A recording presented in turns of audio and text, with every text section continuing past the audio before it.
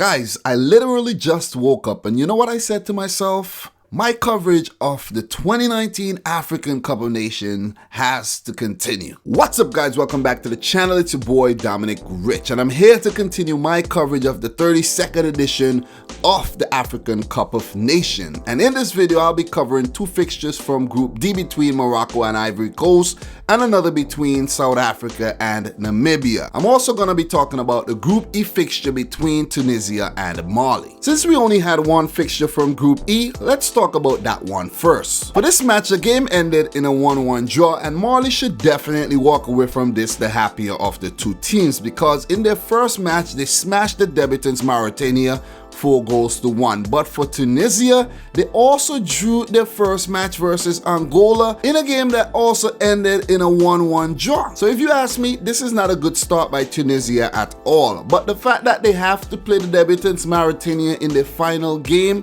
it would set up their group campaign very nicely to end it off on 5 points. But they risk not topping the group. For this very gritty Tunisian team, their manager made a few changes coming into this match, and one notable change is the goalkeeper Ben Mustafa, who made a mistake in the first game, and he said, you know what?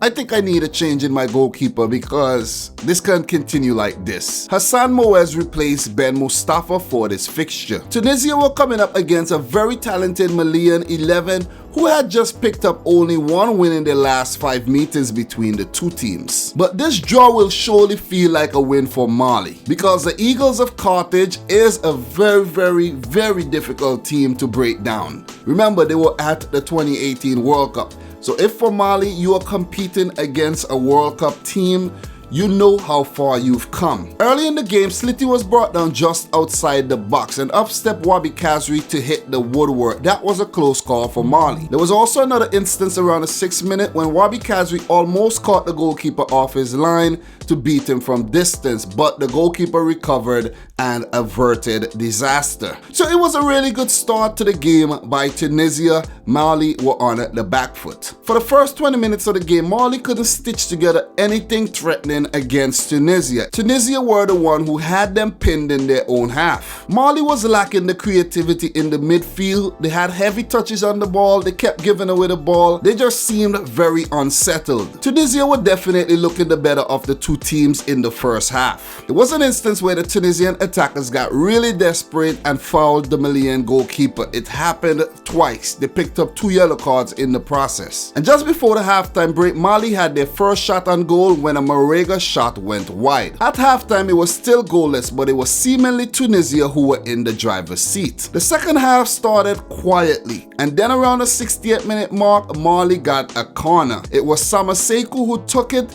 and he curled it in beautifully. Out came Hassan Moez to catch the ball, and the ball burst right through his hands and ended up in the back of the net. The defender tried to clear it off his line, but it was too late. Samaseku had just scored directly from a corner. I always love to see when that happens. The commentators were saying that it might be a Hassan Moez own goal, but I can't see how it's gonna be an own goal when it was curling directly into the back of the net. So that was a brilliant goal. One to definitely remember. So the fact that Maher Kanzari, the Tunisian coach, changed the goalkeeper because he made a terrible mistake, there goes Hassan Moez making another terrible mistake. And that was even a worse mistake than Ben Mustafa's one. He parried the ball, but for Hassan Moez, it burst right through his hands. Things are not looking good for the Tunisian goalkeepers so far in the tournament at all. So Mali were in the lead, and I'm not gonna say that they deserved the lead because Tunisia were playing better football at that time in the game. But with the talent they possessed in the Malian 11, I knew they could spring a surprise at any given time against Tunisia. 9 minutes later, Tunisia equalized. It was a very silly free kick given away by that same man Samaseku just outside the box, and up stepped Wabi Kazri. He took it, it deflected off Moussa Marega, and it caught the Malian goalkeeper flat-footed, ended up in the back of the net 1-1. After that Tunisia goal, Mali began to threaten once again, but in the end they couldn't muster up anything dangerous enough to beat Hassan Mouez in goal. The game ended in a 1-1 draw. In summary, Mali didn't have a great first half, but they did come into the game in the second. As for Tunisia, maybe they will get better as the tournament progresses. Maybe when they meet Mauritania in their next fixture. But who knows, maybe Mauritania could spring a surprise. But anyways, stats for this game reads as follows. Tunisia 8 shots at goal with 2 on target, 54% of the possession, 420 passes, 78% pass accuracy,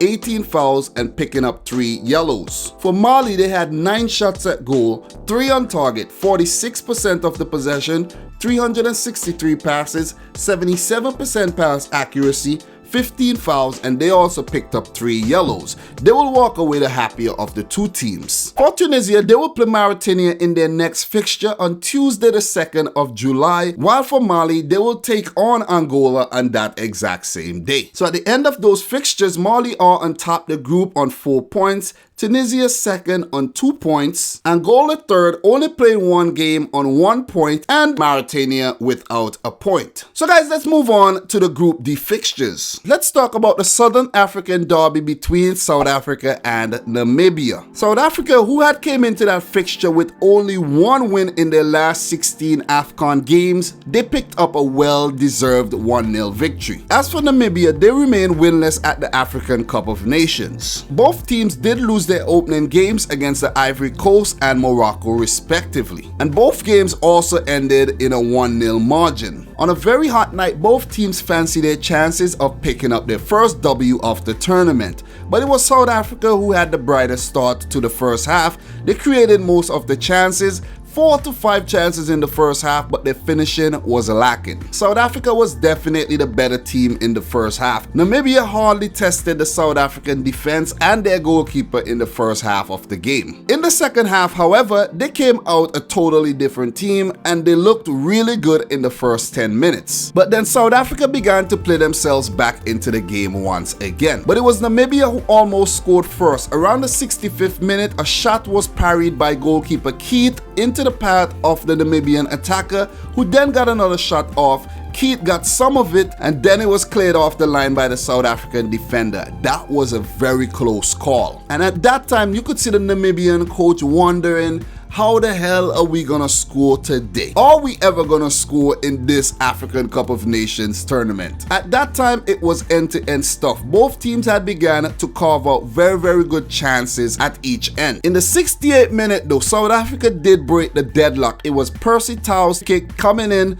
Zungu, unmarked in the box, headed it past the Namibian goalkeeper, 1-0. That was some poor defending by Namibia, but South Africa deserved that goal because they kept applying the pressure on Namibia. After that, Percy Tau, who was the best player on the day, got a few look-ins at goal, but he was unable to beat the goalkeeper. In the 88th minute, Namibia almost scored again. Once again, it was Keith coming off his line. That was not a good decision. The attacker went around, crossed the ball in, but the defender came to the rescue once again. That ball would have fell nicely to one of the Namibian forwards for a tap-in. During extra time, South Africa almost got a second. It was Percy Tau once again. His deadly cross almost met by Leo Moteba, but it had a bit too much on it and he could not put it in the back of the net with his outstretched leg. The game ended 1-0 in favor of Bafana Bafana, and the brave Warriors must feel aggrieved that they couldn't at least pick up a draw. My man of the match definitely has to go to Percy Tau. Stats for this game reads: South Africa 17 shots at goal, 7 on target, 62% of the possession,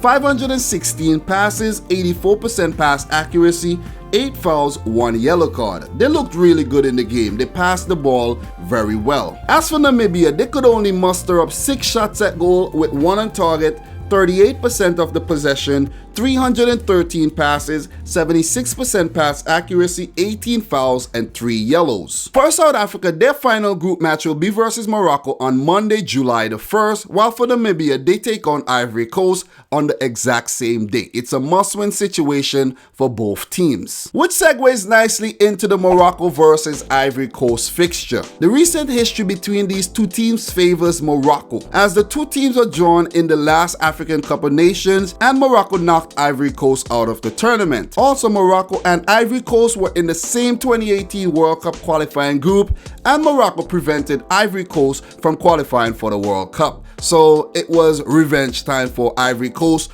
but they were very unsuccessful in their quest to do so, because the game ended in a 1-0 win for Morocco. The Atlas Lions had once again trampled the Elephants. It was quite an open game, a 50-50 affair.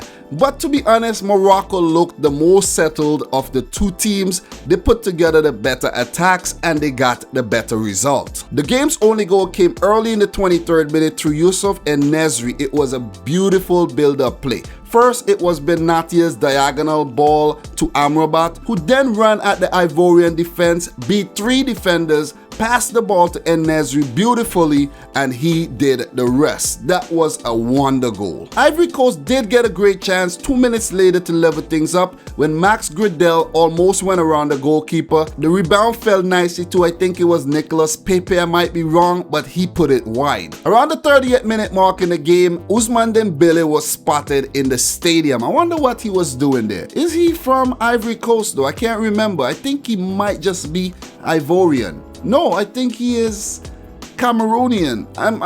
I have to do my research on him. I do remember he is from Africa, but I can't think about the country right now. So if you know where Ousmane Dembele is originally from, let me know in the comment section down below. Franck Kessié was on the attack for Ivory Coast, but his cross was well dealt with. And from the resulting ball, Morocco counter-attacked once again. It was the same two players, Amrabat and En-Nesyri, linking up once again, and Ivory Coast were almost punished. Sari Dia then had a really good chance to score, but his shot was put over by goalkeeper Bonu, and at halftime it was 1-0 in favor of the Atlas Lions. Both teams continued to create and carve out very good chances for themselves, but there were no more goals in the game. Amrabat and En-Nesyri looked really good for Morocco. I have to give En-Nesyri the man of the match here, because this young player is really talented. He was a menace to the Ivorian defenders on the night. Ziyech was his usual self. He had a good game, an okay game, a few shots at goal that went over, but all in all, he was very solid. Ivory Coast had a great chance around the 81st minute when a Pepe ball met the head of Kessié, but he could not get enough on it to divert it past the goalkeeper. Belanda had a shot save, and a Wilfried Bony header went wide from a Maxwell Cornet delivery. Maxwell Cornet did inject some life into this Ivorian team when he came off the bench. He looks good. He's a quality player who plays for Olympique Lyon. This Ivory Coast team is very solid, but in that game, Morocco just looked the better of the two teams. Late in the game, Morocco almost made it 2. It was a beautiful build-up to that play, and it was Mazroui at the end of it, and he struck the woodwork. In the end, it was a very even contest, but once again, Morocco was able to edge past the Ivory Coast. As for stats in the game, Morocco had 14 shots at goal with 3 on target, 52% of the possession, 300 passes with a 74% pass accuracy. They committed 24 fouls and picked up 1 yellow. For the Ivory Coast, they had 10 shots at goal, 3 on target, 48% possession, 288 passes, 72% pass accuracy, 17 fouls. They picked up 1 yellow as well. As I mentioned earlier, Morocco's final group game will be versus South Africa on Monday, the 1st of July, while for Ivory Coast, they take on Namibia on that exact same day. With this 3 points, Morocco go on top the table on 6 points, and they will qualify for the round of 16. Ivory Coast is second on 3 points, and South Africa third also on 3 points. Namibia at the bottom, 0 points. They might just be knocked out of the tournament already. So guys, I'm your boy Dominic Rich, and this is my continued coverage of the 32nd edition of the African Cup of Nations. If you're new around here, consider hitting the subscribe button, smash the thumbs up button, and in the comment section down below, let me know if I missed any major talking points, because I'm only human. I can't cover everything or talk about everything, or the video will go on for hours. So guys, until tomorrow, I like to say thanks for watching and peace out. Rich Squad.